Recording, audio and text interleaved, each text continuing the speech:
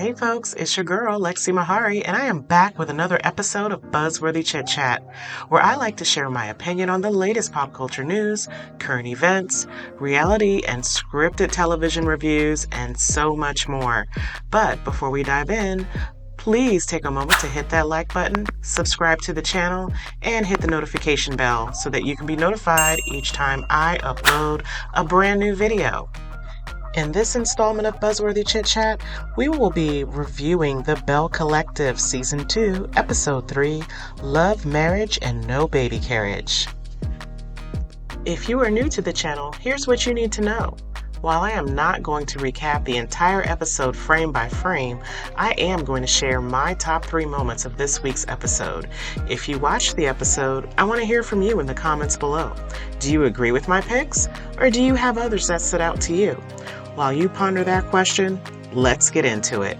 So my number 3 moment goes to the scene with Latrice in which she visited her mother, and we got a little more insight into who Latrice is maybe and why she is the way she is, particularly when it comes to having a baby.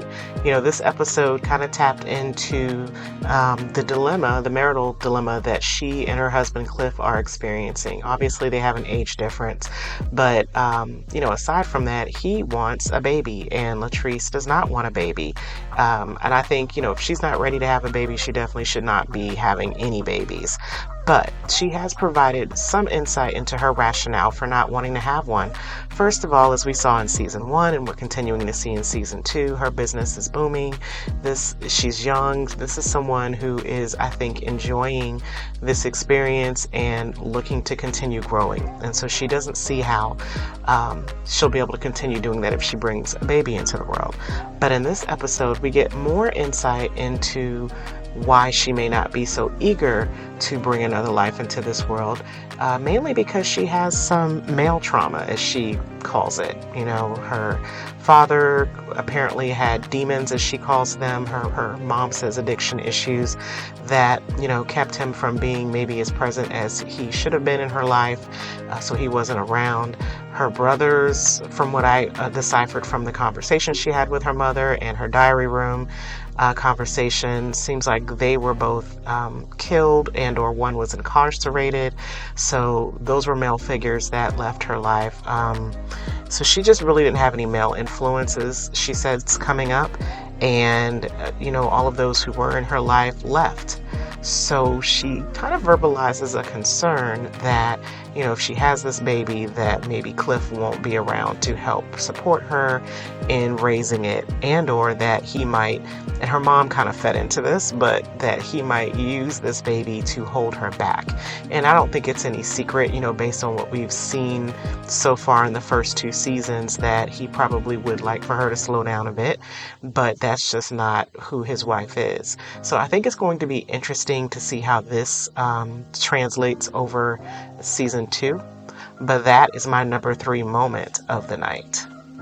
My number 2 moment of this week's episode has to be negative energy versus the Palachi posse. Okay, so Akeisha and Letitia get together for a sit down on the heels of the empowerment brunch to talk through what transpired. Now, clearly a lot of conversation had made it back to Letitia as it related to Akeisha's behavior, but also her own observations of how Akeisha maneuvered during the brunch. Now, I thought it was interesting that Letitia was coming for her as though she caused the things that occurred.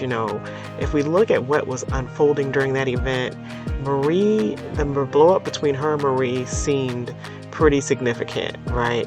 So if Akeisha chose to leave, I think it made sense if she chose to leave, if that wasn't her scene. Now, you can't get mad at her if her plate was dirty.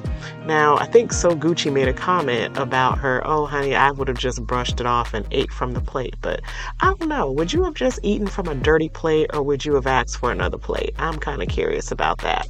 But nonetheless, it seems that Letitia took offense to Akeisha wanting to get a clean plate to eat from, and she felt as though she was shading her when she asked for another plate. Akeisha points out that, well, you seemed insulted when I came to you and asked for a clean plate. So this was an interesting thing. I think clearly some of Letitia's insecurities really came forth here, and I don't think she has anything to be insecure about by any stretch. I think Tambra said, she summed it up the best, that these two ladies have a mutual gain. They could easily work together and really produce some great results. Akeisha clearly has the space that Letitia was trying to get into last year and just couldn't even get her foot in the door, barely or hardly. So I think that it's unfortunate that there's something else going on here at play, and I think maybe we'll get some better insight into what's true or not true about Akeisha and or her tendencies. But to me, it became very obvious during this sit down that there's definitely some insecurities maybe there. Did Akeisha put on some airs? I don't know. It's hard to tell. It was a small group. You had Marie and Letitia and Latrice going at it in the background. So to me, it was just a lot happening for such a small brunch. I think the other thing about the sit down that I found interesting is, of course, Letitia danced all around the whole Tambra Cherie situation with Greedy, as they referred to him. So I think that's going to be interesting. I thought Akeisha was playing it smart and tried to really stay out of it and dance backwards so that, maybe her name isn't going to get pulled into what will unfold later this season. So the two ladies apparently agree to disagree, I think, on how things went down at the brunch. They decide to keep it moving. They have a common end goal in sight, and that's what I love about this resolution, right? We can agree to disagree, but we're going to keep it moving on this work that we have coming up. They tried to work in some small talk about their mutual friend Tambra. However, what we saw was Letitia, I think, hinting at the fact that she has a friend who is involved with the Greedy character. So I think we are going to obviously get more about that particular storyline in upcoming episodes. I don't know if you caught this, if you watched the episode, but Akeisha was definitely tap dancing around what it was Letitia was trying to infer. I say good for her. I definitely would not want to get caught up in that situation when it unfolds. But with all that being said, that was my number 2 moment of this episode. So my number 1 moment of this week's episode has to go to the opener, the cliffhanger from last week's conclusion of the second episode, and that was the women's brunch, the empowerment brunch that apparently wasn't so empowering to those in attendance, particularly Akeisha, who was over the nonsense with the dirty plate, the burnt waffles, the burnt bacon. She was ready to skedaddle. And once those ladies started arguing in the bathroom, it became very apparent to us viewers that this was not Akeisha's scene. Now listen, I know that the message or the image that the other ladies put out there was that Akeisha thought she was better than them, and she very well may be thinking that she is better than them. However, I think Akeisha just moves differently than some of us do, right? She appears, now we'll see, I think as the season goes on, that's my disclaimer, but she appears to be that woman who knows how to network. And that could just come from, being married to an athlete for so many years, moving in higher circles maybe than some of the other ladies. But this is someone who truly follows that philosophy of networking, that it's who it is you surround yourself with that determines how far you go. And so she made a few comments about, obviously that if these women were handpicked, Letitia should have used the other hand. She came into the brunch expecting to see a large number of women in attendance, but really did not see a large number of women in attendance. She expected to see the who's who of Jackson in attendance, and she did not see that there.